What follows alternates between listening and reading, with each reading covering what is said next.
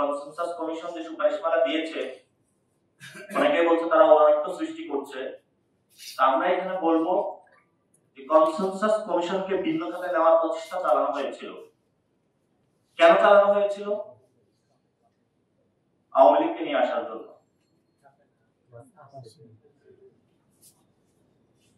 BNP consensus কমিশনের মধ্য দিয়ে আওয়ামী লীগকে নিয়ে আসার যে পায়তারা চালাচ্ছিল, বাংলাদেশের জনগণ সেই জায়গাটা ঠেকিয়ে দিয়েছে।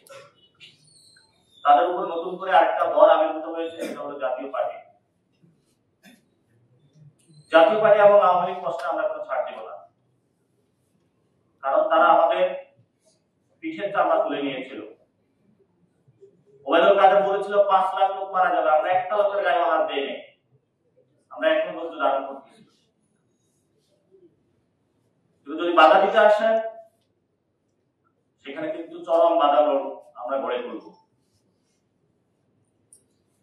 এবং আপনারা যারা রাজনীতি করছেন, রাজনৈতিক মহলে আছেন, যে ছাত্ররা ঘুমিয়ে গিয়েছে, পড়ার টেবিলে চলে গিয়েছে, আমরা পড়তেও জানি, ঘুমাইতেও জানি, রাজপথে বাস নিয়ে নামতেও জানি।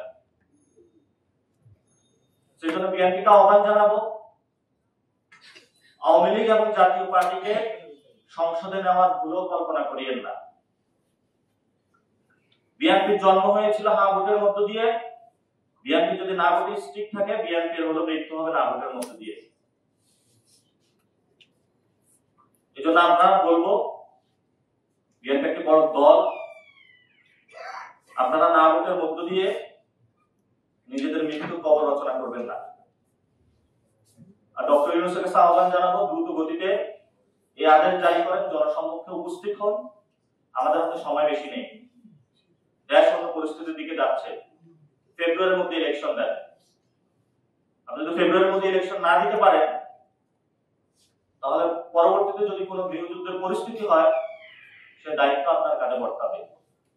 তো যারা উপদেষ্টাদের লক্ষ্য করে কথা শেষ করব, যারা এক বছর আরাম কেদারায় বসে বসে ফ্যামিলি মেম্বারদের নিয়ে রাষ্ট্রের বিভিন্ন জায়গা থেকে টাকা লোপাট করেছেন, এখন সার্ভিস দিতে হবে, যথেষ্ট হয়েছে। এজন্য আজকে মান্না ভাই একটা প্রোগ্রাম করেছেন, এই প্রোগ্রামের দিয়ে এখানে 9টি দল নিজেদের মধ্যে একটা আন্ডারস্ট্যান্ডিং এসেছে, প্রিন্সিপাল বেসড আন্ডারস্ট্যান্ডিং এর মধ্যে দিয়ে আমরা এগিয়ে যেতে চাই।